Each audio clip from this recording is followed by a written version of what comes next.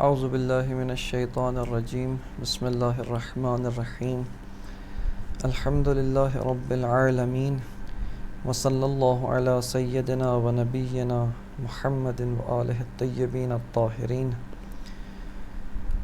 بحث اصالت وجود و اعتباریت ماہیت کے اندر علامہ طباطبائی رحمۃ اللہ علیہ نے سب سے پہلے سوال اصلی اصالت کو بیان فرمایا کہ وہ کون سے مقدمات ہیں اور وہ کون سے امور ہیں کہ جب ایک فیلسوف ان سے روبرو ہوتا ہے اور ان کا مطالعہ کرتا ہے تو سوال اصالت پیش آتا ہے۔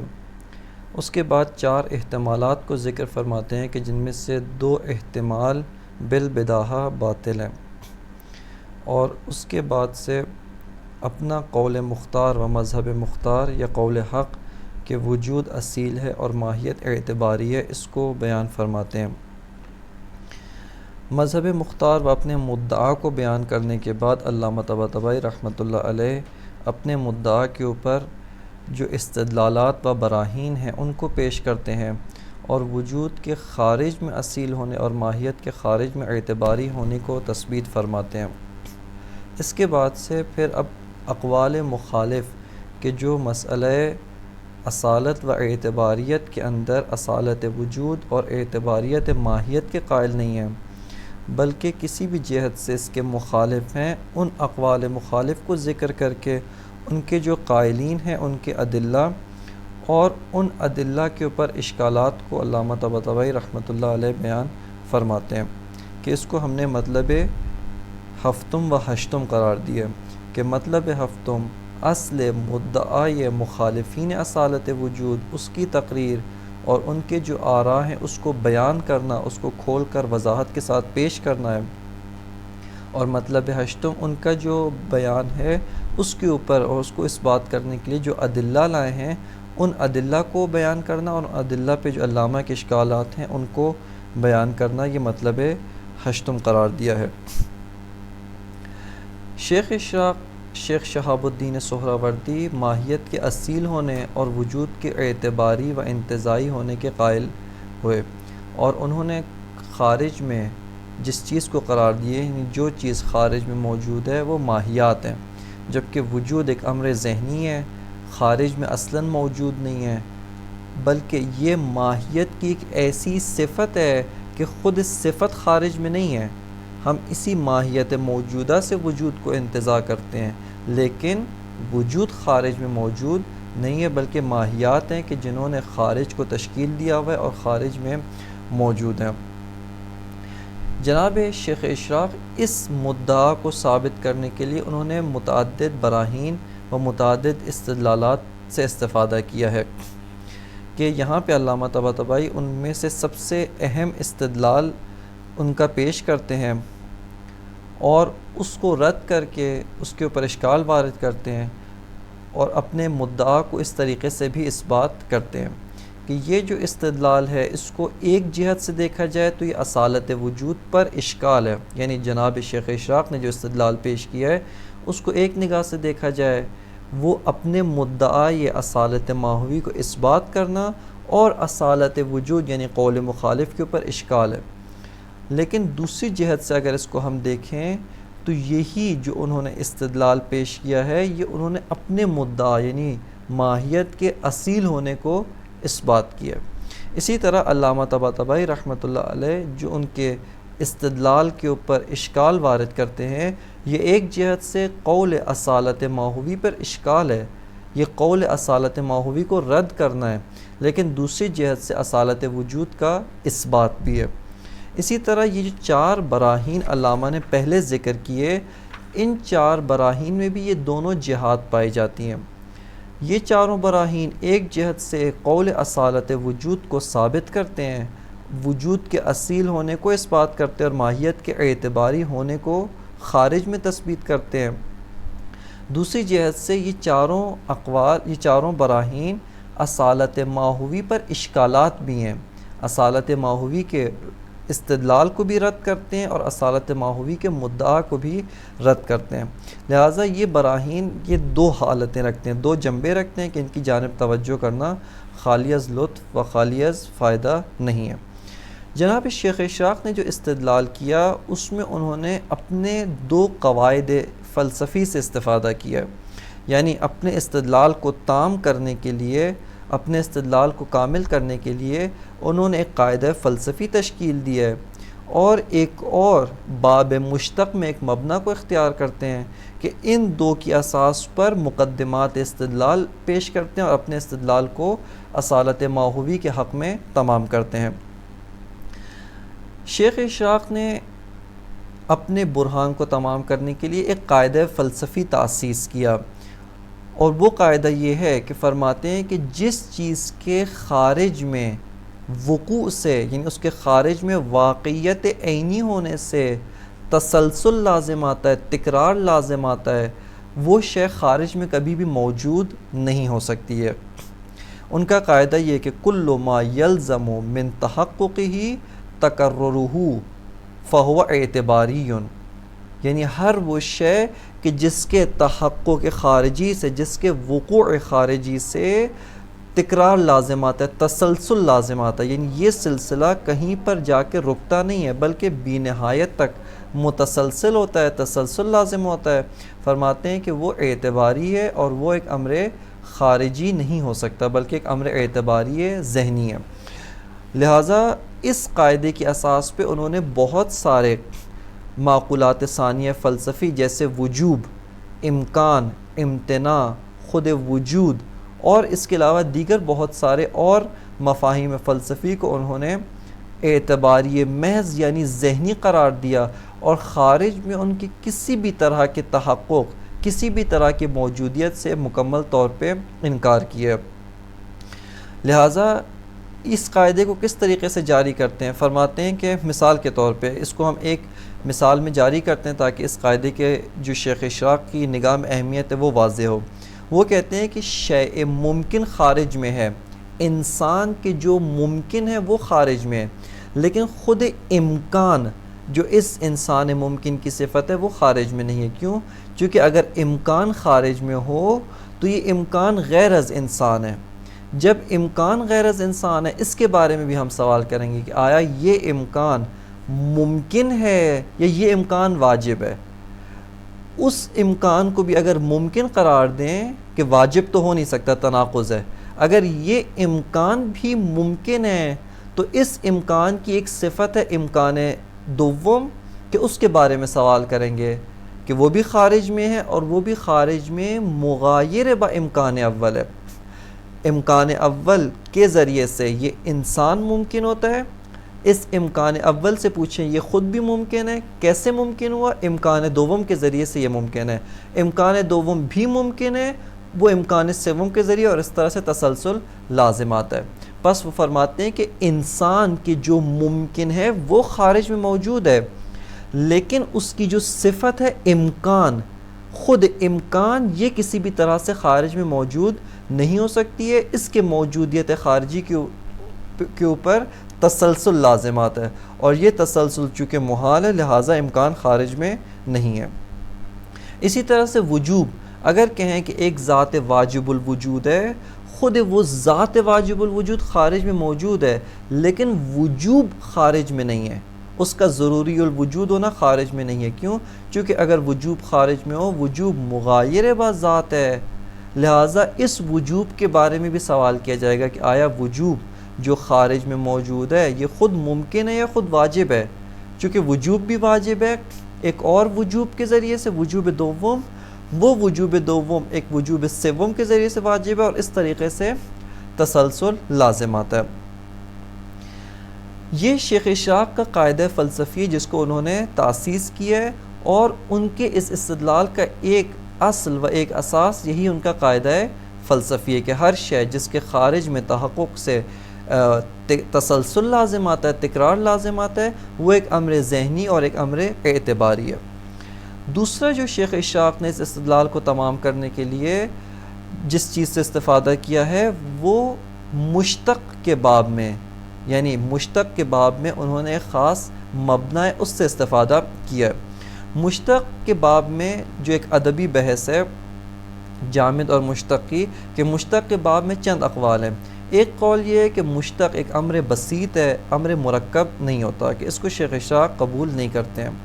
وہ فرماتے ہیں کہ مشتق ایک امر مرکب ہے جو چند چیزوں سے ترکیب پاتا ہے۔ ایک وہ ذات ہے کہ جو اس مبدأ اشتقاق سے موصوف ہے، اس مبدأ اشتقاق سے ذات متصف ہوتی ہے۔ ایک خود مبدأ اشتقاق ہے، جیسا سفیدی، یعنی یہ جسم ہے جو سفیدی سے متصف ہے۔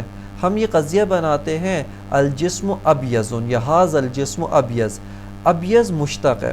فرماتے ہیں اس مشتق کے اندر چند چیزیں ہیں، مشتق بسیط نہیں ہے بلکہ مرکب ہے۔ کس طریقے سے مشتق مرکب ہے؟ ایک یہ کہ وہ ذات اس میں شامل ہے کہ جو اس مبدأ اشتقاق اس صفت سے متصف ہوتی ہے۔ ایک خود مبدأ اشتقاق ہے کہ جو اس مثال میں سفیدی ہے۔ تیسری شے اتصاف ذات با مبدأ اشتقاق ہے کہ وہ خود ابیضیت ہے، یعنی اس جسم کا سفیدی سے متصف ہونا، اس کو امر سوم قرار دیتے ہیں۔ اور امر چہارم مغایرت ذات با مبدأ اشتقاق، یعنی یہ جو ذات سفیدی ہے جو مبدأ اشتقاق ہے، اس کو حتمی طور پہ اس ذات موصوف، یعنی وہ ذات کہ جو اس صفت سے متصف ہو رہی ہے، اس ذات سے حتمی طور پہ مغایر ہونا چاہیے۔ لہٰذا مشتق کے باب میں جناب شیخ اشراق اس مبنا کو اختیار کرتے ہیں۔ اب آ کر ان دو قواعد کی اساس پر وہ اپنے مدعا کو، یعنی ماہیت اصیل ہے، وجود ایک امر اعتباری ہے، اس کو اس دلیل اور اس تقریر کے ساتھ جو ہے وہ اس کو اس بات کرتے ہیں۔ فرماتے ہیں کہ اگر وجود اصیل ہو تو اس کا لازمہ یہ ہے کہ وجود ایک امر خارجی ہو، وجود واقعیت کو تشکیل دے، وجود صرف اور صرف ایک امر ذہنی نہ ہو بلکہ خارج میں بھی وجود مصداق رکھتا ہو اور خارج میں وجود موجود ہو۔ یہ مقدمہ اولیٰ کے ابھی اس مقدمہ اولیٰ کی وضاحت کریں گے۔ مقدمہ ثانیہ جو قرار دیتے ہیں وہ یہی ہے، فرماتے ہیں جو ان کا قاعدہ فلسفی ہے، اور وہ یہ ہے، کہتے ہیں کہ اگر وجود خارج میں موجود ہو تو اس کے موجودیت خارجی، تحقق خارجی اور ثبوت خارجی سے تسلسل لازم آتا ہے، تکرار لازم آتا ہے، اور چونکہ تسلسل محال ہے، تکرار محال ہے، لہٰذا وجود خارج میں موجود نہیں ہو سکتا۔ جب وجود خارج میں موجود نہیں ہے پس واقعیت خارجی کو وجود تشکیل نہیں دیتا، لہٰذا ماہیات ہیں کہ جو واقعیت خارجی کو تشکیل دیتی ہیں۔ دوسری طرف سے استدلال کرتے ہیں کہ ماہیت کے خارج میں موجود ہونے سے، ماہیت کے ایک امر اصیل ہونے سے، خارج میں موجود ہونے سے کوئی تکرار، کوئی تسلسل لازم نہیں آتا، لہٰذا اس اساس پر ماہیت ہے کہ جو واقعیت خارجی کو تشکیل دیتی ہے اور ماہیت ایک امر اصیل ہے، لہٰذا یہ استدلال انہوں نے اس طرح سے تمام کیا۔ اب آتے ہیں آ کر مقدمہ اولیٰ کے اوپر ہم تمرکز کرتے ہیں، جس میں فرماتے ہیں کہ وجود ایک امر اصیل ہے۔ فرماتے ہیں کہ وجود اگر امر اصیل ہو، اس کو واقعیت عینی اور واقعیت خارجی کو تشکیل دینا چاہیے۔ شیخ اشراق فرماتے ہیں کہ اصالت کا معنی ہم نے کیا کیا تھا؟ وہ شے کہ جو ذہن کے علاوہ خارج ذہن بھی موجود ہے، خارج ذہن بھی واقعیت کو تشکیل دیتی ہے، وہ ایک امر اصیل ہے، وہ ایک امر ذہنی نہیں بلکہ ایک امر خارجی ہے۔ جب وجود ایک امر خارجی ہے، واقعیت عینی کو تشکیل دیتی ہے، یہاں پر ہم دیکھتے ہیں کہ وجود خارج میں موجود ہے، ہم قضیہ تشکیل دے سکتے ہیں الوجود موجود فی الخارج، وجود خارج میں موجود ہے۔ فرماتے ہیں کہ وجود موجود ہے خارج میں، اس کو کھولتے ہیں، اس کو وضاحت کرتے ہیں۔ یہاں پر آ کر وہ اپنے مشتق کے باب میں جو انہوں نے مبنا تشکیل دیا اور مبنا تاسیس کیا ہے، اس مبنا سے استفادہ کرتے ہیں، یعنی وجود خارج میں موجود ہے، الوجود موجود فی الخارج، اس کو بیان کرنے کے لیے مشتق کے باب میں انہوں نے جو مبنا، جو قاعدہ فلسفی تاسیس کیا ہے، اس سے وہ استفادہ کرتے ہیں۔ وہ کہتے ہیں کہ مشتق کے باب میں ہم اس بات کے قائل ہیں کہ مشتق ایک امر مرکب ہے جس کے اندر کم از کم 4 ارکان پائے جاتے ہیں۔ ایک ہے ذات، کہ اس مثال میں اور اس مورد نظام میں وہ ذات الوجود ہے، موضوع الوجود۔ ایک ہے مبدأ اشتقاق، یعنی ذات لہ الوجود، کہ وجود کیا ہے؟ مبدأ اشتقاق ہے. وجود جو ہے وہ صفت ہے کہ الوجود جو ذات ہے، جو موصوف ہے، اس وجود سے متصف ہو رہا ہے. پس ذات موصوف جو موضوع ہے وہ الوجود ہے، جو صفت ہے مبدأ اشتقاق ہے وہ بھی وجود ہے. تیسرا جو ان کا ہے وہ یہ کہ یہ وجود یعنی جو موضوع ہے الوجود وہ متصف و مبدأ اشتقاق ہے، وہ اس مبدأ اشتقاق سے متصف ہوتا ہے. اور چوتھا جو رکن قرار دیتے ہیں وہ مغایرت مبدأ اشتقاق بذات موصوف ہے. یعنی یہ جو ذات موصوف ہے اس مبدأ اشتقاق سے مغایرت رکھتا ہے، اس مبدأ اشتقاق کا غیر ہے، لہٰذا مغایرت رکھتا ہے. پس فرماتے ہیں کہ جب ہم قضیہ تشکیل دیتے ہیں الوجود و موجود، اس قضیے کو ہم نے کیوں تشکیل دیا؟ کیونکہ ہم وجود کو اصیل مانتے ہیں. وجود اصیل ہے یعنی خارج میں واقعیت عینی ہے، خارج میں موجود ہے. اس اساس کے اوپر الوجود موجود. الوجود و موجود کا معنی یہ ہے کہ وجود جو موضوع ہے یہ ایک وجود دیگر سے متصف ہوتا ہے، ایک وجود دیگر کے ذریعے سے کہ جو وجود دوم اس وجود اول سے مغایر ہے، اس وجود اول کا غیر ہے، اس سے متصف ہو کر خارج میں موجود ہے. پس الوجود جب موجود کہتے ہیں الوجود و موجودن یعنی وجود اول ایک وجود دوم سے متصف ہوتا ہے کہ وجود دوم اپنی ذات کے لحاظ سے مغایر ہے. چونکہ اشتقاق میں ہمارا مبنی کیا ہے؟ مغایرت مبدأ اشتقاق، مغایرت صفت با موصوف، مغایرت مبدأ اشتقاق بذات، لہذا وجود دوم مغایر با وجود اول ہے. اب آ کر وجود دوم کو دیکھتے ہیں کہ آیا وجود دوم خارج میں موجود ہے یا نہیں ہے. فرماتے ہیں وہ بھی وجود ہے، بس اس کو بھی اصیل ہونا چاہیے. جب وہ بھی اصیل ہے پس خارج میں موجود ہے. یہ وجود دوم اس کے بارے میں بھی ہم قضیہ بنا سکتے ہیں کہ الوجود الثانی موجود، یہ بھی خارج میں موجود ہے. جب خارج میں موجود ہے یعنی کیسے موجود ہے کہ یہ وجود دوم ایک اور وجود سوم سے متصف ہو رہا ہے. وجود سوم جو مبدأ اشتقاق ہے وہ مغایر با وجود دوم ہے، اور اس وجود سوم کے ذریعے سے وجود دوم خارج میں موجود ہوتا ہے. بس اس طریقے سے یہ وجود دوم خارج میں موجود ہے.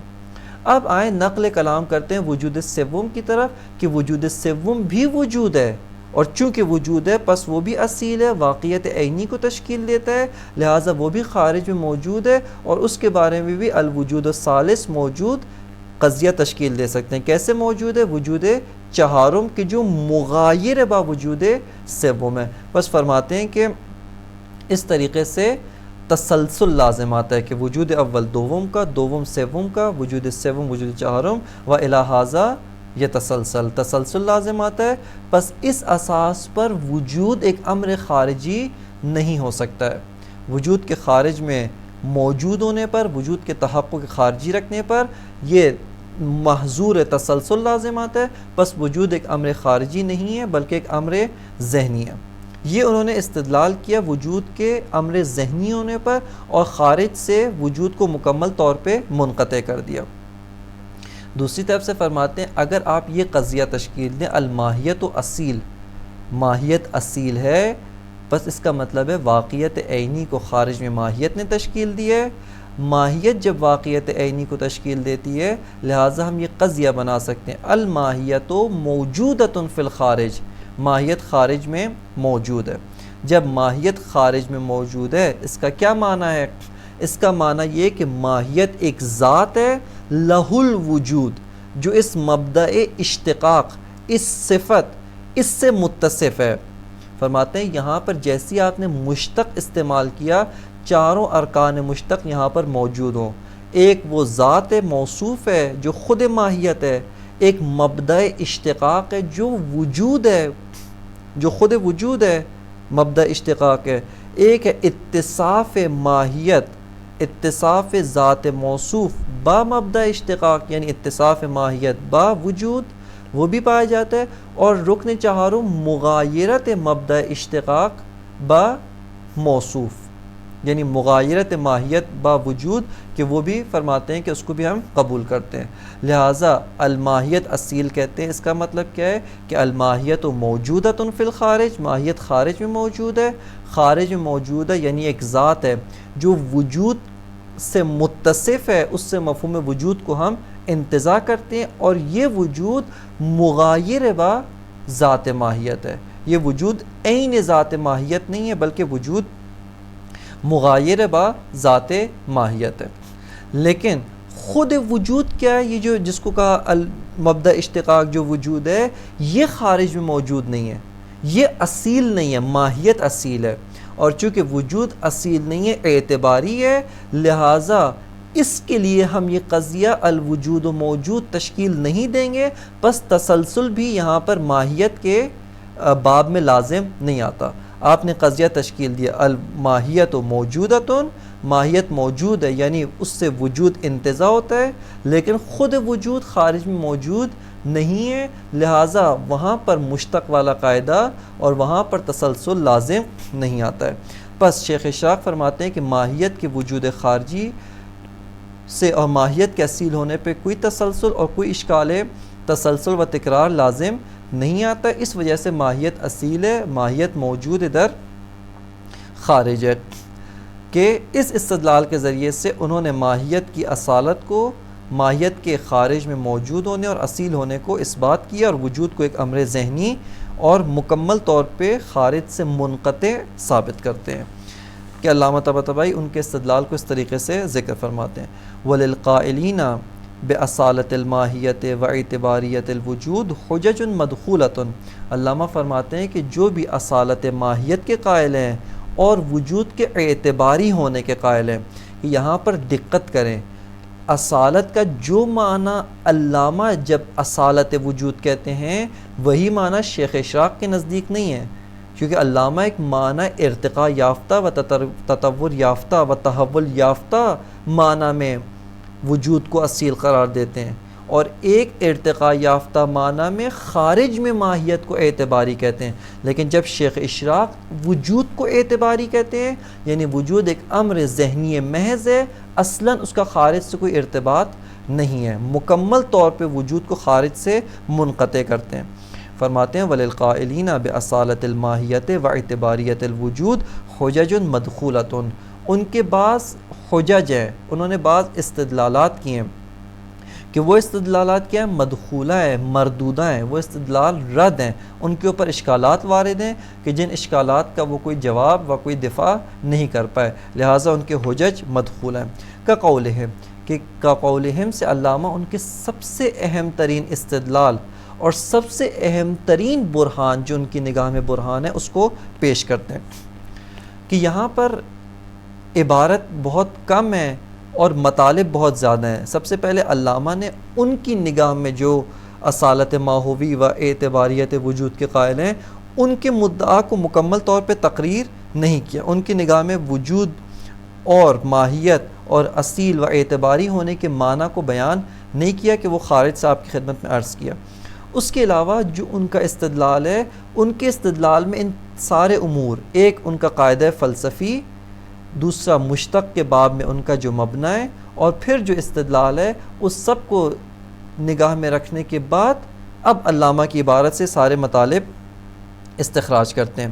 علامہ فرماتے ہیں لوکان، یعنی علامہ ان کے قول کو نقل کرتے ہیں استدلال کو، فرماتے ہیں کہ لوکان الوجود اصیلا کان موجودا فی الخارج فلہ وجود ولوجودہ وجود فیتسلسل وہو محال.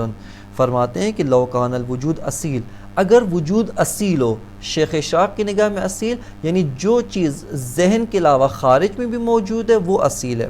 اگر وجود اصیل ہے پس خارج میں موجود ہے. کانا موجودا فی الخارج، یعنی وہ چیز کہ جو اصیل ہے وہ خارج میں موجود ہے، وہ خارج میں تحقق رکھتی ہے، وہ خارج میں ثبوت رکھتی ہے. فلہ وجود، یہ جو فلہ وجود ہے یہ تعبیر ہے ان کا مبنی، جو شیخ اشراق کا مبنی ہے مشتق کے بارے میں، اس کو وضاحت کر رہے ہیں. اور وہ مبنی کیا ہے؟ وہ مبنی یہ ہے کہ مشتق ایک امر مرکب ہے، ایک امر بسیط نہیں ہے بلکہ مرکب ہے. کہ وہ کس چیز سے مرکب ہے؟ ایک ذات موصوف جو اس باب میں خود الوجود، ایک ہے مبدأ اشتقاق و صفت کہ جو وجود ہے، لیکن چونکہ وجود ہے یعنی یہ جو وجود کے جو موصوف ہے وہ مغایر با وجود ہے جو صفت ہے، لہٰذا اس وجود اول کے لیے لہو وجودن، اس کے لیے ایک وجود ہے. بس فرماتے ہیں فلہو وجودن، کیوں وجود؟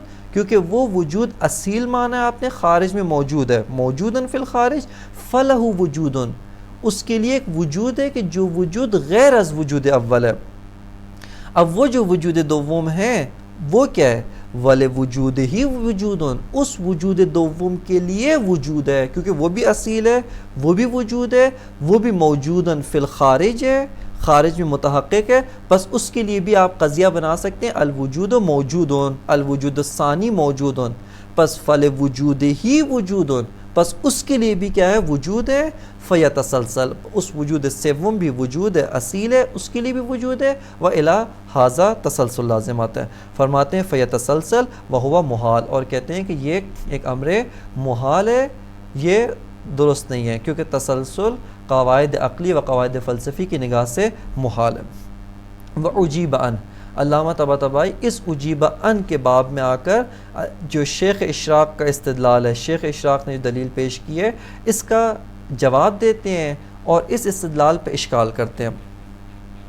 بعض اشکالات یہاں پر غیر از علامہ طباطبائی دیگر اساتید نے مطرح کیے ہیں کہ ان کو اختصار کے ساتھ ذکر کرتے ہیں تاکہ دیگر اساتید کا جو اس باب میں نگاہ ہے اس کی طرف بھی متوجہ ہو جائیں.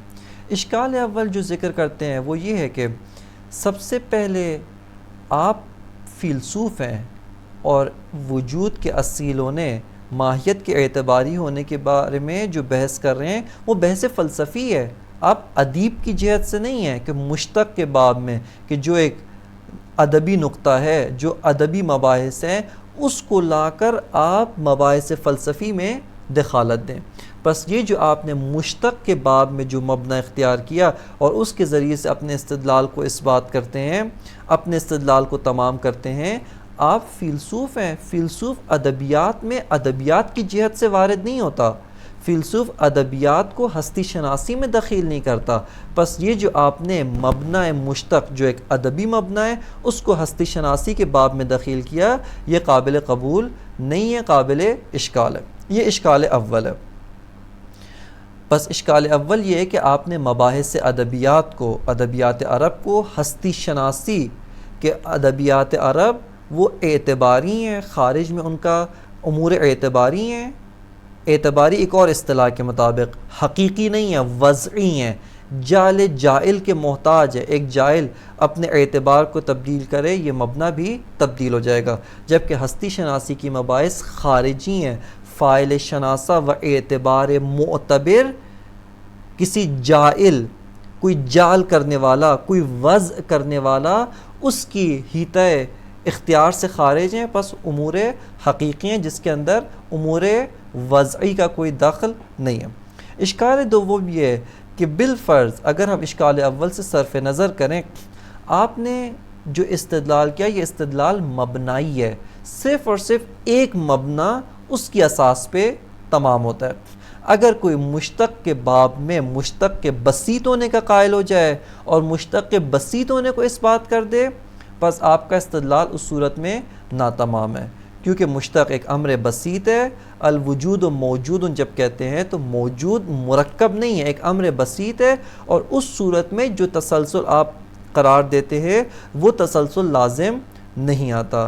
لہٰذا آپ کا استدلال ایک مبنائی استدلال ہے، اور چونکہ وہ مبنا اگر کوئی رد کر دے، وہ مبنا استدلال کے ذریعے سے مردود ہو جائے، آپ کا استدلال بھی رد ہو جائے گا. لہٰذا اشکال دوم یہ ہے کہ بالفرض اگر ہم دخالت مباحث ادبیات کو ہستی شناسی میں قبول بھی کریں، آپ کا استدلال ایک مبنائی استدلال ہے کہ جو دیگر مبانی کے اساس پہ تمام نہیں ہے. اشکال سوم یہ ہے کہ اگر ہم اشکال اول سے بھی صرف نظر کریں، اشکال دوم سے بھی صرف نظر کریں اور قبول کر لیں کہ مشتق کے باب میں درست مبنا وہی اس کا مرکب ہونا ہے، اور مرکب کے یہ 4 ارکان ہیں، یعنی مشتق کے باب میں ترکیب اور مرکب ہونے کو بھی قبول کریں، علامہ فرماتے ہیں یہ استدلال درست نہیں ہے. یہ استدلال ناتمام ہے. اور کیوں استدلال ناتمام ہے؟ فرماتے ہیں کہ مشتق زیادہ سے زیادہ جس چیز کے بارے میں حکایت کرتا ہے، جس مطلب کو مشتق بیان کرتا ہے، وہ یہ ہے کہ یہ ذات موصوف اس مبدأ اشتقاق سے متصف ہے. لیکن یہ جو رکن چہارم جس کو آپ نے قید قرار دیا کہ حتماً اس مبدأ اشتقاق کو مغایر با ذات ہونا چاہیے، اس کو مغایر با ذات موصوف ہونا چاہیے. یعنی یہ جو مبدأ اشتقاق ہے، جو وجود ہے، اس کو مغایر با ذات موصوف کہ وہ بھی وجود ہے، اس کو مغایر ہونا چاہیے. فرماتے ہیں یہ درست نہیں ہے. مشتق صرف اور صرف یہ بتاتا ہے کہ یہ جو ذات موصوف ہے وہ اس مبدأ اشتقاق سے متصف ہے، خواہ وہ مبدأ اشتقاق غیر از ذات موصوف ہو، جیسے جسم اور سفیدی ہے کہ جسم غیر از سفیدی ہے، سفیدی خارج از ذات عارض بر جسم ہے، یا وہ مبدأ اشتقاق عین ذات موصوف ہو، جیسے الوجود و موجود کہ الوجود و موجود میں وجود موجود ہے، لیکن نہ یہ کہ وجود ایک شیء دیگر، ایک وجود دیگر، ایک وجود مغایر با ذات خودش اس کے ذریعے سے موجود ہے، بلکہ وجود موجود بالذات، وجود موجود ہے لیکن خود اس کی ذات ایسی ہے کہ جو موجودیت ہے اور جو تحقق خارجی ہے. بس یہ وجود موجود لیکن موجود بالذات، نہ موجود بوجود آخر، ایک وجود دیگر کے ذریعے سے موجود نہیں ہے کہ وہ وجود دیگر ایک وجود سوم، وجود چہارم کے ذریعے سے ہو، اور اس طرح سے جس طرح آپ نے تسلسل بنایا وہ تسلسل لازم ہے. پس اگر مشتق کے باب میں ترکیب کے قول کو بھی قبول کریں، آپ کا استدلال درست نہیں ہے. کیوں؟ چونکہ وجود موجود ہے اور موجود بالذات ہے، اپنی ذات کی وجہ سے موجود ہے، نہ کہ ایک وجود دیگر اور ایک وجود مغایر کے ذریعے سے موجود ہو. وَأُجِيبَ عَنْ، علامہ فرماتے ہیں کہ یہ جو انہوں نے استدلال کیا ہے اس کا جواب دیا گیا ہے، اس کے اوپر اشکال وارد ہے، اور وہ اشکال کیا ہے؟ بِأَنَّ الْوُجُودَ مَوْجُودٌ لیکن بِنَفْسِ ذَاتِهِ، کہ وجود موجود ہے، درست ہے. ہمارا اشکال آپ نے جو قاعدہ فلسفی تأسیس کیا اس قاعدے پہ نہیں ہے. ہمارا جو اشکال ہے وہ اشکال یہ کہ وجود اس قاعدہ فلسفی کا مصداق نہیں ہے. وجود موجود، الوجود موجود، الوجود اصیل، اصیل ہے یعنی موجودیت خارجی رکھتا ہے، موجودیت خارجی رکھتا ہے یعنی الوجود لہ الوجود. لہ الوجود کا مطلب کیا ہے؟ یعنی وجود عین ذات وجود ہے، موجودیت عین ذات خودش ہے.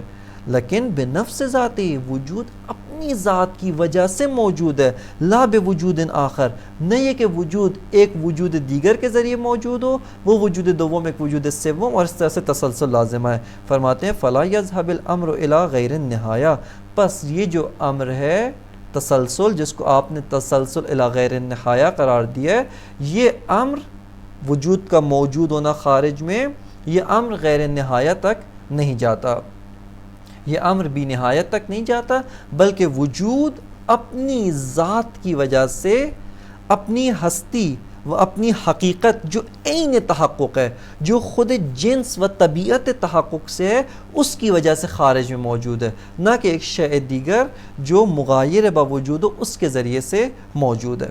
اسی طرح ہم شیخ شاق کا جو استدلال، انہوں نے امکان کو ایک امر ذہنی قرار دیا.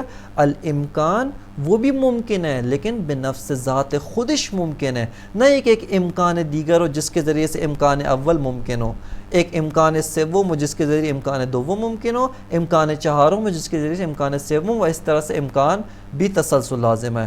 پس امکان بھی خارج میں موجود ہے اور امکان بھی ممکن ہے، لیکن ممکن ہے بنفس ذات خودش. ہر شے اپنی جو صفات ہے، اپنی ذات ہے، اس سے خود متصف ہے، لیکن یہ اتصاف غیر و مغایر بذات موصوف نہیں ہے بلکہ عین ذات موصوف ہے. اور یہ قضیہ اولیات میں سے، بدیہیات اولیات میں سے کہ ہر شے خودش ہے، ہوا بیاض جسم ابیض ہے، الجسم ابیض، لیکن بیاض سفیدی کے ذریعے سے ابیض ہے، لیکن خود سفیدی بھی تو سفید ہے. آیا سفیدی ایک شے دیگر کے ذریعے سفید ہے؟ کہ تسلسل لازم ہے، بلکہ سفیدی اپنی ذات سفیدی، اپنی حقیقت سفیدی کی وجہ سے سفید ہے. پس ہر ذات اپنی ذات و اپنی جو خصوصیات ذاتیاں ہیں ان کی وجہ سے بذات خودش، اپنی ذات کی وجہ سے ان سے متصف ہے اور کوئی تسلسل لازم نہیں آتا. لہٰذا جناب شیخ اشراق کا جو استدلال ہے وہ استدلال تمام نہیں ہے، اس پہ اشکال وارد ہے. وَيَظْهَرْ مِمَّا تَقَدَّمْ ضَعْفُ قَوْلٍ آخر فِي الْمَسْأَلَةِ مَنْسُوبٍ إِلَى الْمُحَقِّقِ الدَّوَّانِي. دوسرا قول جو علامہ طباطبائی باب اصالت و اعتباریت میں مطرح کرتے ہیں وہ جناب محقق دوانی کا قول ہے کہ وہ اصالت ماہوی بھی نہیں ہے، اصالت وجودی بھی نہیں ہے، بلکہ قائل بے تفصیل ہوتے ہیں. کہتے ہیں مسئلہ اس کے اندر تفصیل کے قائل ہیں. جناب محقق دوانی فرماتے ہیں کہ ذات واجب الوجود میں وجود اصیل ہے، لیکن ممکنات میں جو اشیاء ممکن ہیں اس کے اندر ماہیات اصیل ہے، اس کے اندر وجود اصیل نہیں ہے. اور اس قول کو وہ ذوق المتعلہین، ذوق تعلق قرار دیتے ہیں کہ یعنی یہ عروج عرفان ہے، یہ عروج معرفت حق تعالی ہے، اور یہ عروج توحید و معراج توحید ہے. اس قول کو قول توحیدی و ذوق عرفانی و ذوق متعلہین یعنی ذوق تعلق و ذوق توحیدی قرار دیتے ہیں. فرماتے ہیں کہ ذات واجب الوجود، ذات حق تعالیٰ کی وجود عین ذات ہے، فرماتے ہیں وہ صاحب ماہیت نہیں ہے، اس کی کوئی ماہیت نہیں ہے. برخلاف اصالت ماہوی مانند شیخ اشراق کہ وہ حق تعالیٰ میں، ذات اللہ میں بھی ماہیت کو اصیل مانتے ہیں. وہ ذات حق تعالیٰ میں بھی ماہیت نور، اس کو بھی نور الانوار قرار دیتے ہیں اور اس میں بھی ماہیت نور کو ہی اصیل مانتے ہیں. جبکہ جناب محقق دوانی فرماتے ہیں کہ ذات واجب الوجود ایسی ذات ہے کہ وجود عین ذات واجب الوجود ہے، وجود اس کے لیے عین ذات ہے، وہ اصلاً صاحب ماہیت نہیں ہے، اس کی کوئی ماہیت نہیں ہے، اصلاً اس کی ماہیت نہیں ہے. پس ذات واجب الوجود وجود محض ہے، اور اس ذات سے ہم ماہیت بھی انتزاع نہیں کرتے، یعنی وہ ذات اصلاً صاحب ماہیت نہیں ہے اور کسی بھی قسم کی کوئی ماہیت نہیں رکھتی ہے. پس ذات واجب الوجود میں صرف وجود اصیل ہے، اور وجود ہی تحقق خارجی اور وجود ہی متن خارجی ذات واجب الوجود کو تشکیل دیتا ہے. اب آتے ہیں ممکنات میں. کہتے ہیں ممکنات میں ماہیت اصیل ہے. ممکنات نہ تو یعنی یہ جو حکمہ کا قاعدہ تھا کہ کل ممکن زوج ترکیبی من وجود و ماہیت، اس کو محقق دوانی قبول نہیں کرتے ہیں. وہ کہتے ہیں ممکنات مرکب از وجود و ماہیت نہیں ہے، بلکہ ممکنات صرف اور صرف ماہیت ہیں. نہ تو وجود ان کے لیے عین ذات ہے، نہ تو وجود ممکنات کے لیے عین ذات وجود ہے، اور نہ ہی وجود ممکنات کے لیے صفت ہے یعنی صفت خارج از ذات، بلکہ ممکنات بھی دو جنبے نہیں رکھتے، ممکنات بھی دو جہات نہیں رکھتے، بلکہ ممکنات بھی صرف ایک ہی جہت رکھتے ہیں، اور وہ جہت کون سی ہے؟ جہت ماہوی. پس ممکنات صرف اور صرف ماہیات ہیں، اصلاً وجود سے ممکنات کا کوئی تعلق نہیں. لیکن یہاں پر اپنے اس مطلب کو تبیین کرنے کے لیے محقق دوانی بھی مشتق کے قاعدے سے استفادہ کرتے ہیں، اس کے بعد میں بعض قاعدے سے استفادہ کرتے ہیں. فرماتے ہیں کہ آپ واجب الوجود میں وجود کو اصیل قرار دیتے ہیں. پس وجود اصیل ہے، واقعیت عینی خارجی واجب الوجود کو وجود تشکیل دیتا ہے. خود وجود خارج واجب الوجود کو تشکیل دیتا ہے اور واقعیت واجب الوجود کو وجود تشکیل دیتا ہے. پس آپ قضیہ بنا سکتے ہیں الواجب موجود، واجب الوجود موجود ہے. کیسے موجود ہے؟ فرماتے ہیں کیونکہ وجود عین ذات واجب الوجود ہے، نہ کہ وجود خارج از ذات واجب الوجود ہو. پس جب الواجب موجود کہتے ہیں تو یہاں پہ مشتق اپنے حقیقی معنی میں استعمال ہوا ہے کہ ذات واجب الوجود مبدأ اشتقاق یعنی وجود اس سے متصف بھی ہے، لیکن یہ اتصاف خارج از ذات نہیں ہے کہ ذات واجب الوجود کچھ اور ہو اور وجود اس کے لیے اوپر عارض ہو، وجود اس کے اوپر بطور خارج ذات حمل ہو، تو نہیں، بلکہ اس کی ذات ہی عین وجود ہے، اور ذات واجب الوجود جو متصف با وجود ہے یہ اتصاف عین ذات ہے، یعنی عین حقیقت وجود ہے. پس الوجود موجود، یعنی واجب الوجود متصف با وجود ہے لیکن اتصاف ذاتی عین ذات وجود ہے، بس اتصاف ذاتی با وجود رکھتا ہے. لیکن فرماتے ہیں کہ جب ہم ماہیات میں موجودتن استعمال کرتے ہیں، ماہیات کو اصیل قرار دیتے ہیں ممکنات میں، اور اصالت کا معنی کیا ہے کہ ماہیات خارج میں موجود ہیں، ماہیات خارج میں اصیل ہیں، یعنی ممکنات کی واقعیت کو یہ ماہیت تشکیل دیتی ہے. فرماتے ہیں الماہیت جب اس کو اصیل قرار دیا یعنی خارج ذہن ماہیت موجود ہے. جب خارج ذہن ماہیت موجود ہے، الماہیت موجودتن، یہ قضیہ ہم تشکیل دے سکتے ہیں. لیکن یہاں پر جو موجود کا معنی ہے وہ والا معنی نہیں ہے جو ہم الواجب موجود میں موجود کا جو معنی کرتے ہیں. بس دقت کریں اس مطلب کی جانب. جناب محقق دوانی فرماتے ہیں کہ جب الماہیت و موجودتن کہتے ہیں، یہاں پہ جو موجودتن کا معنی ہے اس معنی سے فرق رکھتا ہے کہ جب الواجب موجودن کہتے ہیں اور وہاں پہ جو موجود کا معنی ہے وہ ایک معنی دیگر ہے. ہم محقق دوانی سے پوچھتے ہیں کہ الماہیت و موجودتن میں موجود کا کیا معنی ہے؟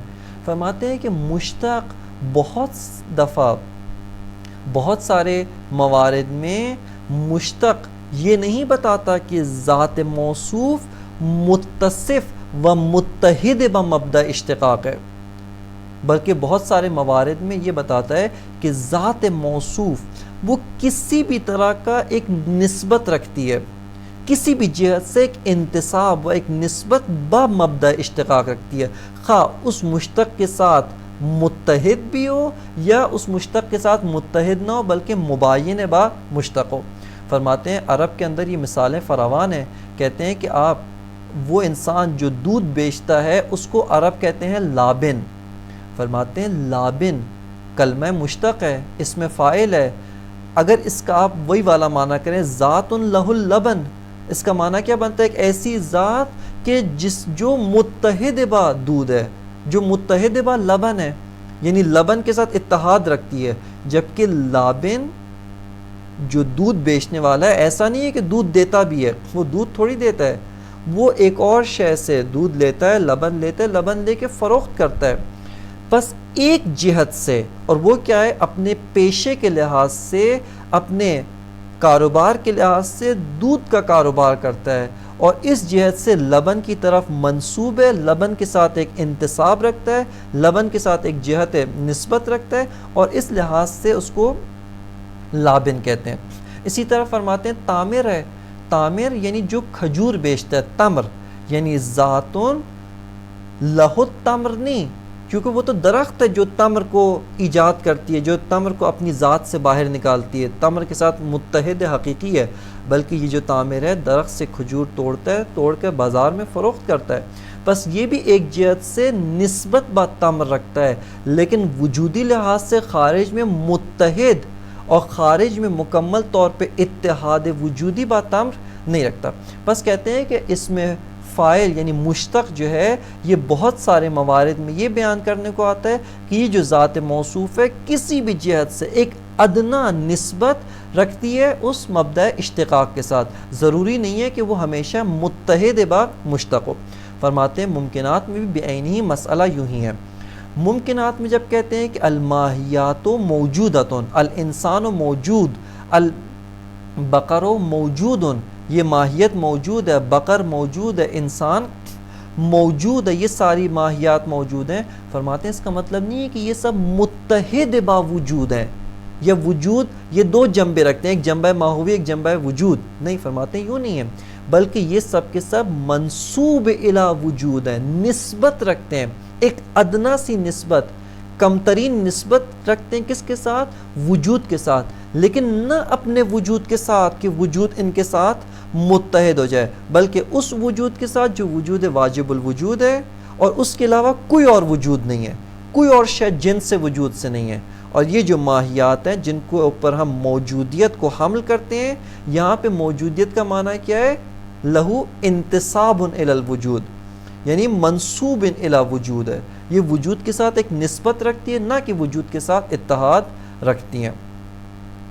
یہاں پہ کہتے ہیں کہ جناب محقق دوانی کہتے ہیں کہ کوئی ہم پہ یہ اشکال نہ کرے کہ آپ ماہیات کی جو اپنی ذات کے لحاظ سے اعتباری ہیں، من حیث ہی ہیں، وجود کی طرف اور عدم کی طرف نسبت تساوی رکھتے ہیں، یہ ماہیات کیسے خارج میں موجود ہو گئی؟ فرماتے ہیں کوئی اشکال نہ کرے، کیوں؟ یہ ماہیت جیسا کہ علامہ نے پیچھے بھی بیان کیا تھا، ان کا قول ہے، وہ فرماتے ہیں کہ یہ ماہیت اسی نسبت با جائل، نسبت با واجب الوجود کے ذریعے سے یہ ماہیات موجود ہو جاتی ہیں، لیکن اس طرح سے نہیں ہے کہ واجب الوجود ایک وجود ایجاد کرے کہ ماہیت اس وجود کے ساتھ متحد ہو اور موجود ہو۔ فرماتے یوں نہیں ہے، بلکہ یہ ماہیت ایک نسبت با جائل پیدا کرتے ہیں، یہ ماہیت ایک نسبت با جائل کی وجہ سے خارج میں متحقق ہو جاتے ہیں، اور وہ نسبت با جائل کافی ہے کہ اس ماہیت من حیث ہی لا موجودہ ولا معدومہ کو خارج میں موجود کرتا ہے، اور خارج میں اس ماہیت کو جو ہے وہ متحقق کر دیتا ہے۔ لہٰذا یہ مکمل قول ہے اس باب میں جناب محقق دوانی کا۔ علامہ فرماتے ہیں کہ یہ قول بھی جو ہے وہ ہم نے جو مطالب، جو اشکال پیچھے بیان کیے ہیں، وہ اشکال اس قول کو بھی رد کرتا ہے، اور وہ کیا ہے؟ ہمارا اشکال یہ ہے کہ آیا یہ جو نسبت ہے ماہیات کی واجب الوجود کی طرف، آیا نسبت و انتصاب سے پہلے و انتصاب کے بعد اگر ماہیت کی ذات میں کوئی فرق پڑا ہے، ماہیت میں کوئی تبدیلی رونما ہوئی ہے، فرماتے ہیں کہ یہ وہی وجود ہے، یعنی واجب الوجود نے اس ماہیت کو وجود افاضہ کی ہے، یہ ماہیت اس وجود ممکن کے ساتھ، اس ممکن الوجود کے ساتھ متحد ہوتی ہے اور خارج میں موجود ہو جاتی ہے۔ لیکن اگر اس انتصاب با جائل، انتصاب الی واجب الوجود کی وجہ سے ان ماہیات میں کوئی تبدیلی، کوئی تغیر رونما نہیں ہوتا، علامہ فرماتے ہیں کہ یہ وہی انقلاب در ذات ہے کہ وہ ماہیت کی جو متساویت النسبت الی الوجود والعدم ہے، وہ انتصاب، اور ایسا انتصاب، ایسی نسبت جس کی وجہ سے اس کی ذات میں کوئی تبدیلی نہیں ہوئی، اس کی وجہ سے موجود ہو گئی۔ فرماتے ہیں یہ وہی انقلاب در ذات ہے کہ جو محال ہے۔ وَيَظْهَرْ مِمَّا تَقَدَّمَ ضَعْفُ قَوْلٍ آخر فِي الْمَسْأَلَةِ مَنْسُوبٍ إِلَى الْمُحَقِّقِ الدَّوَّانِي۔ فرماتے ہیں کہ یہ جو کچھ ہم نے بیان کیا ہے وہ اشکال کی جو ہم محقق دوانی پر ذکر کر چکے ہیں، فرماتے ہیں کہ اس کی وجہ سے ظاہر ہو جاتا ہے ایک اور قول کا ضعف، کہ ایک اور قول بھی ضعیف ہے، ایک اور قول در مسئلہ اصالت و اعتباریت وہ بھی نادرست ہے۔ وہ قول کون سا؟ منصوب الی المحقق الدوانی، وہ قول کی جو محقق دوانی کی طرف منصوب ہے، اور ان کا قول کیا ہے؟ وَهُوَ أَصَالَةُ الْوُجُودِ فِي الْوَاجِبِ تَعَالَى وَأَصَالَةُ الْمَاهِيَّةِ فِي الْمُمْكِنَاتِ، کہ محقق دوانی قائل بالتفصیل ہیں، کہتے ہیں واجب تعالی میں وجود اصیل ہے، اس میں اصلاً ماہیت نہیں پائی جاتی، وہ زوجن ترکیبیون از وجود و ماہیت نہیں ہے، بلکہ اس میں وجود اصیل ہے اور وجود واقعیت عینی ہے۔ وہ اصالت الماہیت فی الممکنات، جبکہ ممکنات میں اصلاً وجود نہیں پایا جاتا، ممکنات بھی مرکب از وجود و ماہیت نہیں ہے، بلکہ ممکنات صرف ماہیات ہیں، ایسی ماہیات کی جو نسبت الی الجائل رکھتی ہیں، وہ ماہیات کی جو نسبت الی واجب تعالی رکھتے ہیں۔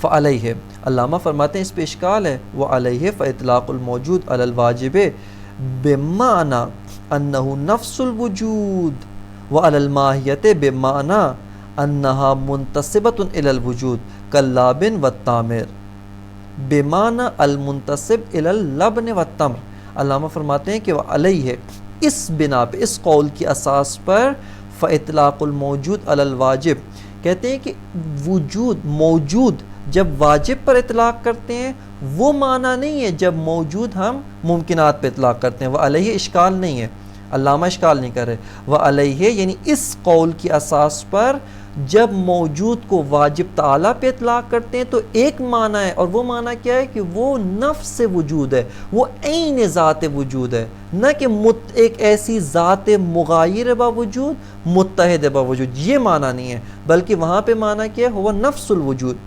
وعلیہ، اس قول کی اساس پہ، فاطلاق الموجود علی الواجب، موجود کا اطلاق کرنا واجب تعالیٰ پہ بے معنی، اس معنی میں ہے کیا، انہو نفس الوجود، وہ عین ذات وجود ہے، وہ عین حقیقت وجود ہے، وہ عین وجود ہے۔ وعلی الماہیات، یعنی یہ عطف ہے کس کے اوپر، فاطلاق الموجود علی الماہیات، اور جب موجود کو ماہیات پہ اطلاق کرتے ہیں بمعنی انہا منتسبۃ الی الوجود، کہ نہ یہ کہ وہ متحد با وجود ہے۔ جب ماہیت کو موجود کہتے ہیں تو یہ معنی نہیں ہے کہ ماہیت عین وجود ہے، یہ معنی تو نہیں ہے۔ یہ والا معنی بھی نہیں ہے کہ ماہیت متحد با وجود ہے پس موجود ہے، یہ والا معنی بھی نہیں، بلکہ کون سا والا معنی ہے، ماہیت منتسب با وجود ہے۔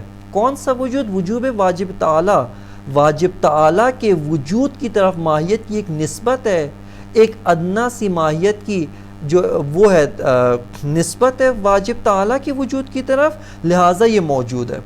وعلی الماہیات بمعنی انہا منتسبۃ الی الوجود، کہ ماہیت منتسب الی الوجود ہے، نسبت با وجود رکھتی ہے۔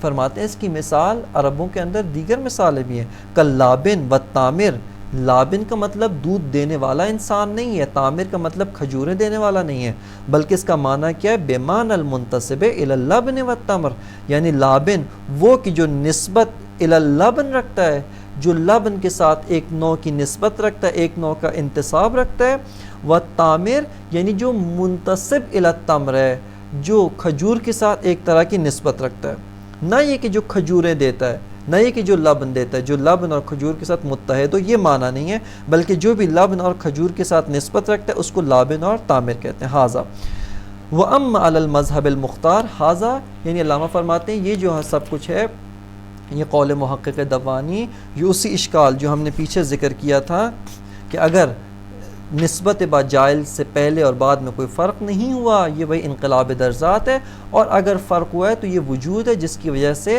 واجب الوجود نے ممکنات ماہیات کو ایجاد کیا۔ فرماتے و اما علی المذہب المختار، لیکن کہتے ہیں جو قول مختار و مذہب مختار ہے، فالوجود موجود بذاتہ، وجود اپنی ذات کی وجہ سے موجود ہے، والماہیت موجودۃ بالعرض، ماہیت موجود بالعرض ہے۔ یہ ایک جملہ جس کو علامہ طباطبائی یہاں پر ذکر کرتے انتہائی دقیق و عمیق معنی رکھتا ہے، کہ اس جملے کو اور اسی طرح بعض اور جملات ہیں اس فصل کے بعض جملات ہیں، جیسے برہان دوم کے ذیل میں جو آخری جملہ ہے، فالوجود هو الاصیل الموجود بالذات والماہیت موجودۃ بے، ایک یہ جملہ، اور اس کے علاوہ ایک اور جو جملہ ہے جو علامہ برہان اول کے ذیل میں ذکر کرتے ہیں، فالوجود هو المخرج لها عن حد الاستواء فهو الاصیل۔ ان بعض جملات و ان بعض امور کو جن کی جانب یہاں پہ علامہ نے اشارہ کیا، بہت دقیق مطالب ہیں، ان کو انشاءاللہ تعالی اگلے درس میں اس بحث اصالت وجود کی ایک جمع بندی اور اس کا ایک خلاصہ، اور اس کے بعد فصل خامس میں وارد ہوں گے۔ وصلی اللہ علی سیدنا و نبینا محمد و آلہ الطیبین الطاہرین۔